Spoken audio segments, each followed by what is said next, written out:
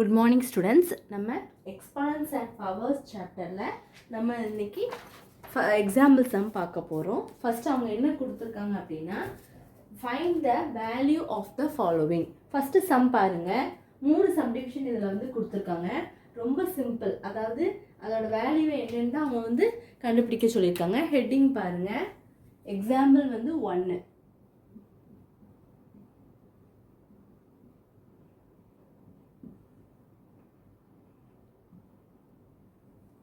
இதில்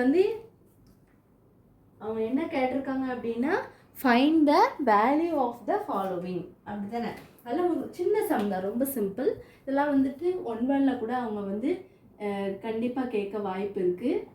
மேக்ஸிமம் 1 வேர்டில் தான் இந்தமாரி மாடல் கண்டிப்பாக கேட்பாங்க. நீங்கள் எப்படின்னு மட்டும் கண்டுபிடிக்க உங்களுக்கு தெரிஞ்சிட்டு அப்படின்னா ஈஸியாக இதை போட்டுடலாம். Find the value of the following. ஓகேவா? இப்போ இதில் 3 சப்டிவிஷன் இருக்குது. ஃபர்ஸ்ட் ஒன் பார்க்கலாமா?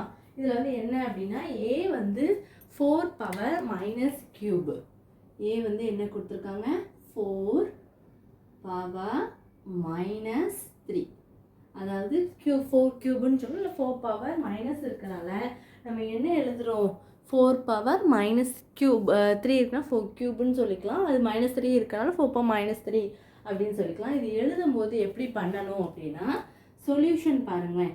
என்ன செய்யணும் அப்படின்னா, 4 பவர் -3 பவரில் இருந்ததுன்னா அதை நம்ம கீழே தான் எடுத்து எழுதணும்.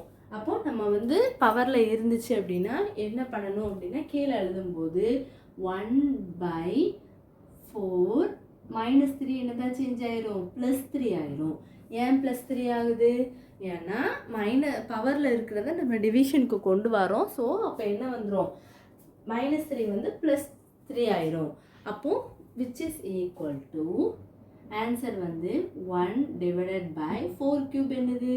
நம்ம 4 × 4 × 4 அப்படி தானே எழுதுவோம்.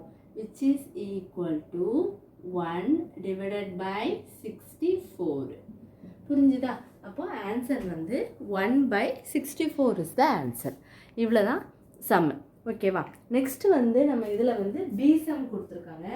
அதே இது டிவிஷனில் கொடுத்துருந்தாங்க அப்படின்னா நம்ம பவரை சேஞ்ச் பண்ணணும். அப்போ நம்ம அடுத்த சம் பி சம் பார்க்கலாமா?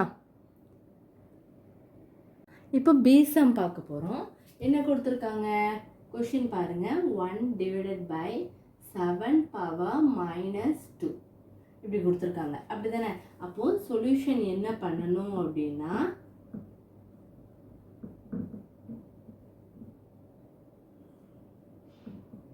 அப்போது 1/7 பவர் -2 எப்படி எழுதிக்கலாம் அப்படின்னா, கீழே இருக்குது, டிவிஷனில் இருக்குது. அப்படி தானே? அப்போ 7 பவர் -2 மேலே போகும்போது 7 ஸ்கொயர் ஆயிரும். அப்போ என்ன வரும்? 7 போட்டு மேலே ஸ்கொயர் ஆயிரும். அப்போ விச் இஸ் ஈக்குவல் டு 7 2 தடவை போடுமா? 7 × 7. அப்போ which is equal to 7 7 sir என்ன வரும்? 49 கிடச்சிரும். நம்மளுக்கு டிவிஷனில் இருந்ததுன்னா பவரில் போயிடும், நம்ம மேலே எழுதிடுவோம். அப்போ மைனஸ் என்னதான் சேஞ்ச் ஆயிரும்? ப்ளஸ் ஆயிரும். அதனால தான் நான் என்ன போட்டிருக்கேன்? 7 ஸ்கொயர்னு போட்டிருக்கேன். 7 7 சார் 49. ஓகேவா? புரிஞ்சுதா? இப்போ அடுத்த சம் நம்ம இதில் சி சம் பார்க்க போகிறோம். சி பாருங்கள். சி சம் பார்க்கலாமா? அவங்க என்ன கொடுத்துருக்காங்க? C 3/4 the whole power -2ன்னு கொடுத்துட்டாங்களா? இப்போ நம்ம சொல்யூஷன் பார்க்கலாம். சரி, அப்போது சொல்யூஷன் என்னது? 3/4 தான் நம்ம என்ன சொல்லியிருக்கேன்? பவரில் இருந்ததுன்னா அதை நம்ம டிவைடில் எழுதணும். அப்போது 3/4 the whole -2 equal to 1/3/4 the whole square. அப்படி தானே? ஏன்னா -2 கீழே வரும்போது நமக்கு +2 ஆயிரும். அப்படி தானே? அப்போ அடுத்த ஸ்டெப்பில் நம்ம என்ன எழுதலாம்?